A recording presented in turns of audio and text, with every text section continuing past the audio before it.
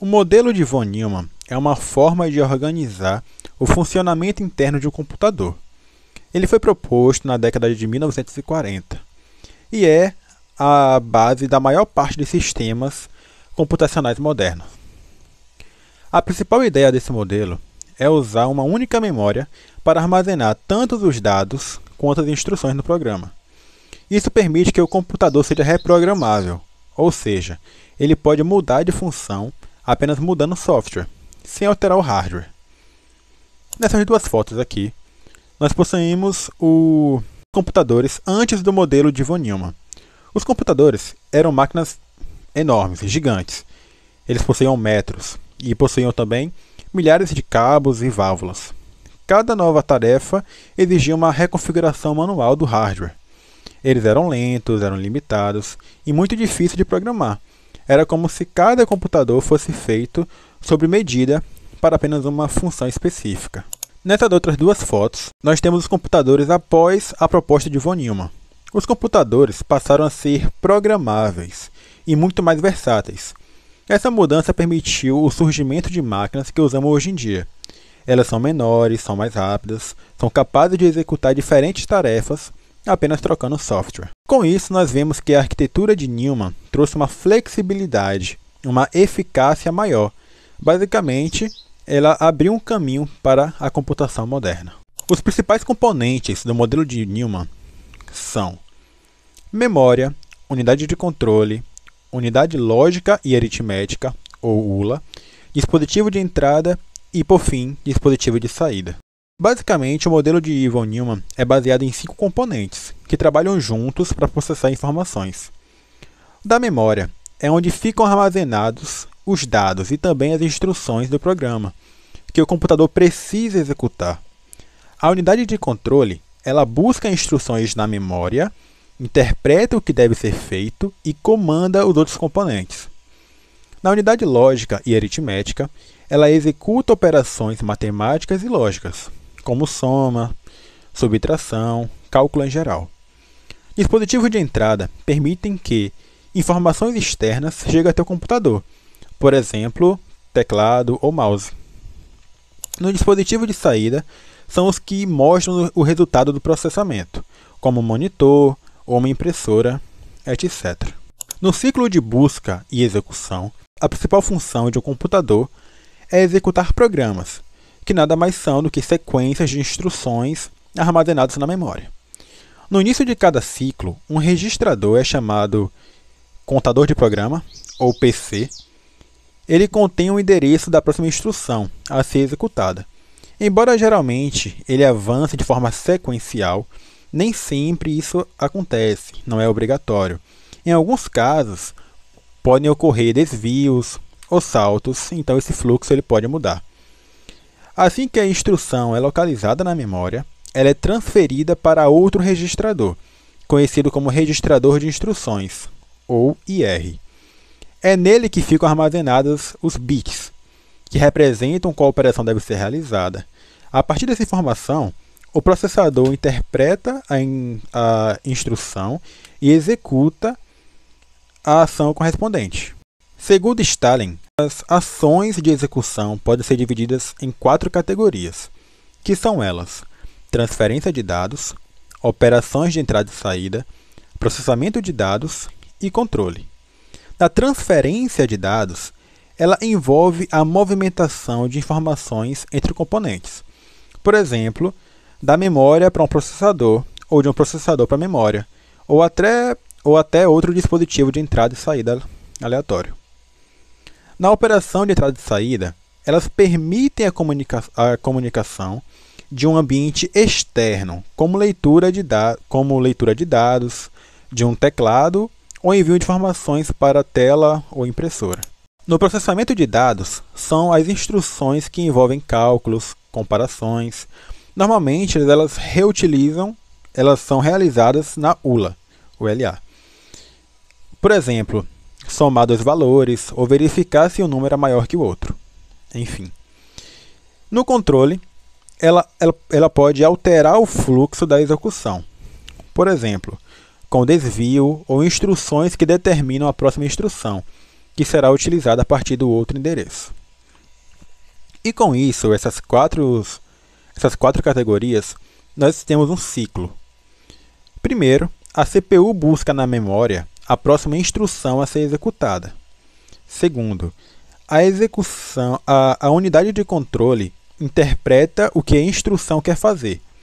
E terceiro, a unidade lógica ou algum outro componente a executa. Interrupção.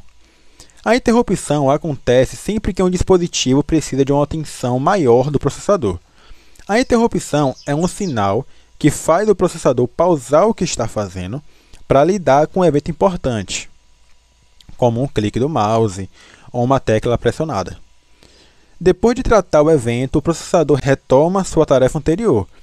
Isso faz com que o sistema seja mais rápido, mais eficiente, já que ele só reage quando algo realmente acontece. Hierarquia de memória é uma organização em níveis das memórias do sistema, que vão ser classificadas de acordo com a sua velocidade, o seu custo por bit, a sua capacidade de armazenamento e a sua proximidade na CPU. Seu objetivo é equilibrar o desempenho e custo, colocando as memórias mais rápidas e as mais caras mais próximas ao CPU e as mais lentas e as mais baratas um pouco mais distantes da CPU. Dentro do princípio dos elementos da hierarquia de memória, nós começamos com o que está no topo de toda a hierarquia, que são os registradores. Os registradores são pequenos locais de armazenamento de alta velocidade dentro da CPU, que armazena dados e instruções que a CPU está a usar ali no momento. Então, elas estão localizadas no núcleo do processador. Por elas serem mais rápidas, o seu compartimento é menor. Então, elas não têm um suporte grande em relação às outras memórias, em relação ao armazenamento dos dados. Então, elas apenas vão guardar os dados e as instruções que estão sendo mais usadas ali naquele momento. E logo abaixo, na hierarquia de memória dos registradores, nós temos a memória cache. A memória cache é uma área de armazenamento de alta velocidade que geralmente está localizada dentro do processador ou perto dele, tá? Que armazena dados e instruções que são frequentemente acessados. Essa memória serve como meio que um buffer rápido entre o processador e a memória principal, permitindo que o processador acesse os dados com muita mais velocidade, né? Que acessa os dados mais rapidamente. Então ela fica localizada entre a CPU e a RAM, e por ser também de um compartimento pequeno, ele não suporta tantos dados, ele não armazena tantos dados, ele está ali nivelado pela sua capacidade de armazenamento entre o kbytes e megabytes, né? É apenas para facilitação, né, da busca de dados do processador. Então o processador, né, para não fazer todo o percurso de procurar ali as instruções, os dados na memória principal, na memória RAM, ele vai primeiro procurando dentro da memória cache. E na memória cache, nós temos a subdivisão de level. Nós temos o level 1, o level 2 e o level 3. O level 1 fica dentro do processador. Ele é mais rápido em termos de acesso e tem uma menor capacidade de armazenamento. Ela se divide em cache de instruções e cache de dados, que assim reduz o tempo de acesso à memória RAM. O L2, ele fica próxima ao processador. Ele tem uma maior capacidade comparada ao L1 e baixa em termos de acesso. E é também dividida em dois caches. Então o L2, ele em termos de acessibilidade, né, de velocidade, em relação ao L1, ele é um pouco menor, mas em compensação, a sua capacidade de armazenamento é maior do que a L1. O L3 é compartilhada entre vários núcleos, ele possui uma maior capacidade comparada ao L2 e é menor em termos de acesso à memória. Então, a sua acessibilidade na velocidade na memória, ele se reduz em comparação ao L2, ao L1, mas de forma inversamente proporcional, ela se torna maior em questão de capacidade de armazenamento de memória. E ele reduz o tráfego de dados entre o núcleo e a memória principal.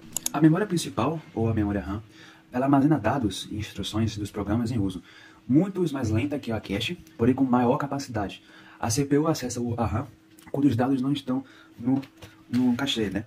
A memória RAM ela é usada para execução, ou seja, que ao desligar o computador, quando para de receber a alimentação de corrente elétrica, tudo que está sendo executado ali naquele momento, ou foi armazenado como forma de instrução, os dados, ele apaga por completo. O que é diferente da memória secundária, que possui grandes capacidades, só que com menor custo por bytes. Ela armazena por bytes por armazenamento e são mais lentos. Programas e arquivos são armazenados integralmente, pois são dispositivos de memória não volátil. Então, diferente da memória principal, elas possuem uma maior capacidade em relação ao seu armazenamento, mas em compensação, elas são mais lentas do que a memória principal. Só que com a vantagem de ela ser não volátil, ou seja, para que os dados permaneçam armazenados ali dentro da memória, ela não precisa de uma alimentação de corrente elétrica. E temos a hierarquia de memória de forma de pirâmide aqui representada. Começando pelo topo com os registradores, logo abaixo a memória cache, depois a memória principal e a memória secundária. Se for perceber, em relação ao topo, né, começando do topo para baixo, nós vamos começar com a memória que possui a maior capacidade de velocidade, né, a memória que possui o maior teor de acesso, né, aos dados, às instruções. Então, começa do maior que possui a maior capacidade de velocidade e vai se degradando em relação à sua velocidade. Mas de forma inversamente proporcional, ao longo do decaimento da pirâmide, na hierarquia, nós temos a diminuição da velocidade, mas o aumento da capacidade de armazenamento. Então, quanto o custo for maior, ou mais alto mais alto estiver da pirâmide, maior sua velocidade e só que menor em relação à sua capacidade. A Random Access Memory, né, ou a RAM, é a memória principal do computador, já foi explicado, e ela é volátil, né, e é usada para armazenar temporariamente dados e programas em uso pelo processador.